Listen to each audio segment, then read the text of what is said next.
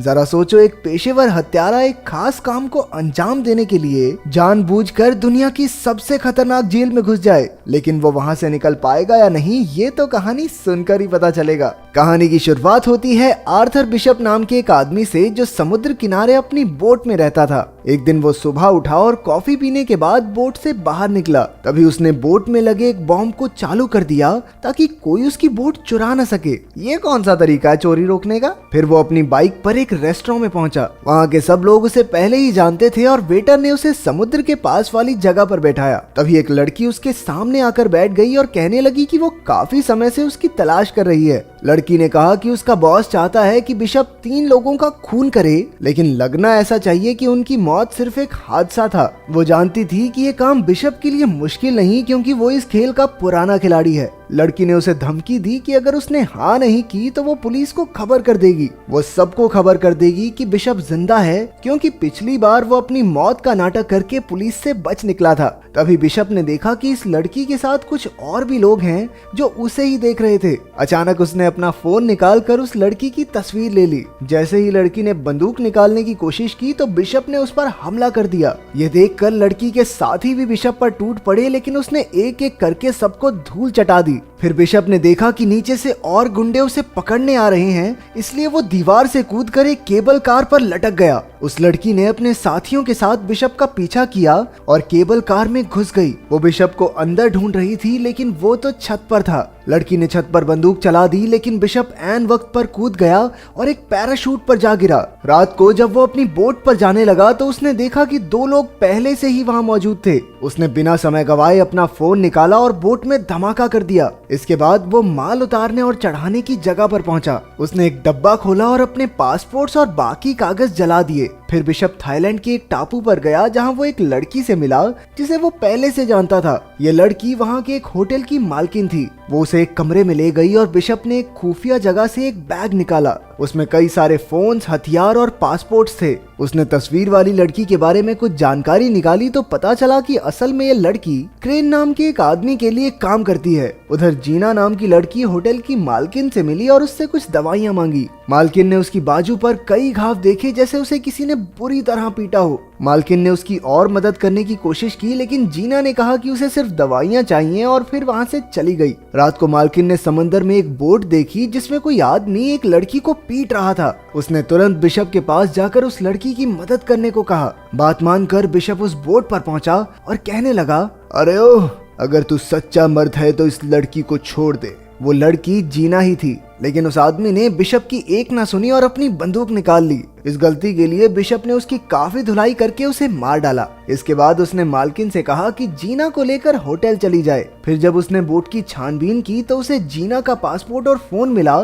जिसमें बिशप की तस्वीर थी। आखिरकार उसने बोट को धमाके से उड़ा दिया और होटल में वापस आया। उसने जीना से पूछा कि उसकी तस्वीर जीना के फोन में क्या कर रही है। उसने जीना से साफ साफ पूछा कि क्या वो भी क्रेन के लिए काम करती है। जीना ने सहमी हुई आवाज में बताया कि क्रेन उसे धमका रहा है। अब तक जो हुआ वो क्रेन के प्लान का हिस्सा था ताकि जीना बिशप से मिल सके। जीना ने बताया, दरअसल मेरा काम तो सिर्फ इतना है कि मुझे तुमसे मिलकर एक नंबर पर कॉल करना है और फिर मेरा मिशन खत्म। बिशप ने पता लगाया कि जीना अनाथ बच्चों को पालती है जिनकी तस्करी हो रही थी। क्रेन ने जीना को धमकाकर कहा कि अगर वो उसकी बात नहीं मानेगी तो वो उसके बच्चों को मार डालेगा। बिशप ने देखा कि एक बोट टापू की ओर बढ़ रही है जिसमें बहुत से आदमी हैं जो टापू पर नजर रखे हुए थे। बिशप ने जीना से कहा, देखो, तुम्हें मेरे साथ दोस्ती बढ़ाने का नाटक करना होगा ताकि क्रेन को शक ना हो। उसने ऐसा ही किया और बिशप ने इस सब में उसे घसीटने के लिए उससे माफी भी मांगी, लेकिन उसके पास इसके सिवा कोई रास्ता नहीं था। बिशप ने बताया कि उसे जानकर खुशी हुई कि वो अनाथ बच्चों को पालती है,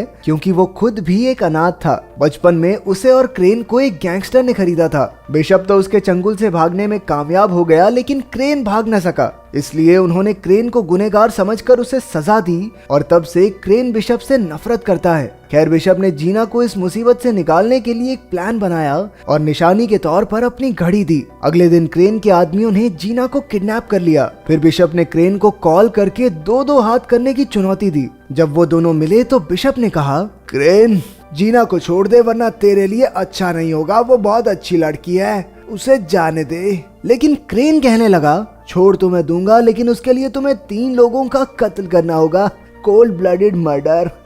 इसमें पहला आदमी है अफ्रीका का एक गुंडा जो दुनिया की सबसे खतरनाक जेल में कैद है। फिर क्रेन ने उसे एक जीपीएस ट्रैकर निगलने को कहा ताकि काम पूरा होने पर उसके आदमी बिशप तक पहुंच सके। जब बिशप ने जीना के जिंदा होने का सबूत मांगा तो क्रेन ने कहा कि हर मिशन पूरा करने के बाद वो जीना से फोन पर बात कर सकता है और तीनों मिशन पूरे हो जाने के बाद जीना रिहा हो जाएगी। अब बिशप ने अपना काम शुरू कर दिया। उसे पता चला कि वो जेल समुद्र के बीचों बीच है जो शार्क से भरा हुआ था और जेल के चारों ओर 100 मीटर लंबे पहाड़ थे, इसलिए उस जेल में घुसना लगभग नामुमकिन था। इसके बाद बिशप ने कुछ गैंगस्टर्स की जानकारी निकाली और एक आदमी चुना जिसके चेहरे पर एक टैटू था। उसने उसी आदमी जैसा हुलिया बनाया और फिर मिशन के लिए जरूरी सामान खरीद लिया। अगले दिन जब वो सड़क पर घूम रहा था तो पुलिस ने उसे गैंगस्टर समझकर गिरफ्तार करके जेल में डाल दिया। जेल में उसने देखा कि उसका शिकार तो हर समय 4-5 लोग साथ लेकर चलता है। उसे एक साथी कैदी ने बताया कि इस आदमी का नाम क्रिल है और उसने लाइबेरिया देश के राष्ट्रपति का खून किया था।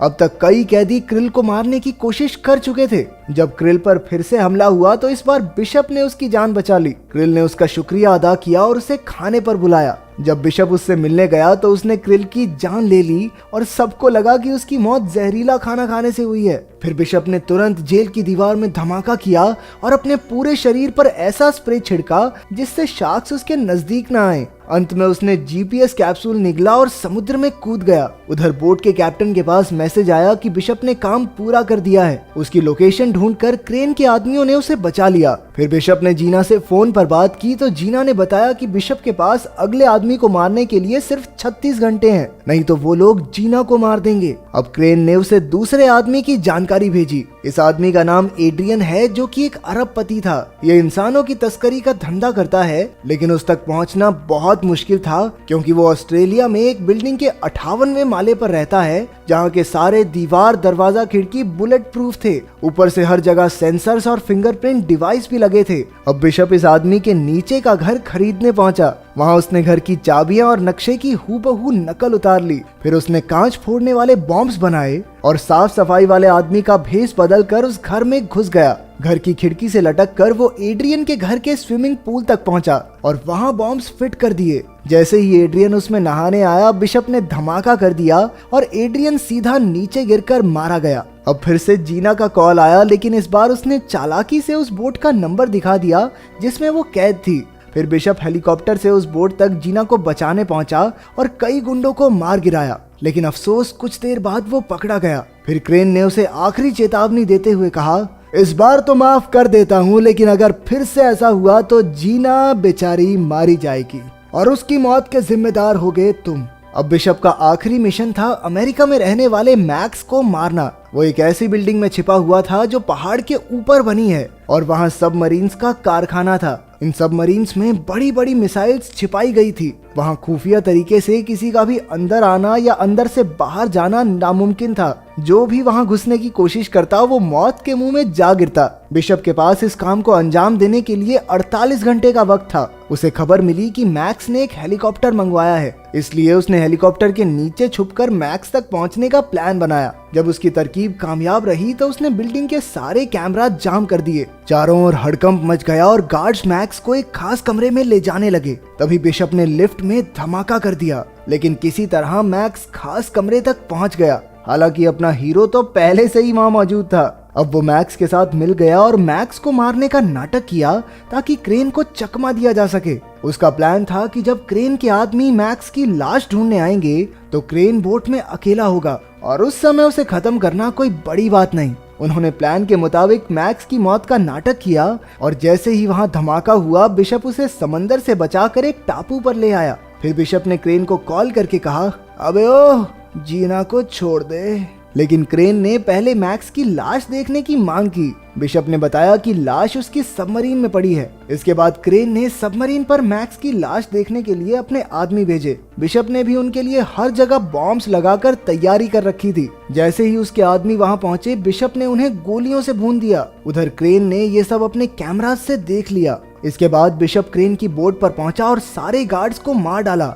इसी बीच जीना को भी गोली लग गई। वहीं क्रेन ने बोट में लगे बॉम्ब को एक्टिवेट कर दिया। बिशप ने जल्दी से जीना को छुड़ाया और उसे एक ऐसे डब्बे में पहुंचा दिया जो धमाका होने से पहले ही बोट से अलग हो गया। अब बिशप और क्रेन की जबरदस्त लड़ाई शुरू हो गई। उसने क्रेन को जंजीर से बांध दिया और तभी बोट में धमाका हो गया। जीना तो बच निकली, वहीं मैक्स के आदमियों ने बोट का मलबा बाहर निकाला। कुछ समय बाद जीना अपने बच्चों के साथ थी और उसने देखा कि बिशप उसकी आंखों के सामने खड़ा था। असल में बिशप बोट के स्टील रूम में छिप गया था, जो इमरजेंसी के वक्त काम आता है, और इस तरह वो धमाके में बच निकला। अगर वीडियो पसंद आई तो लाइक कर देना, चैनल को सब्सक्राइब कर देना। मिलते हैं अगली वीडियो में।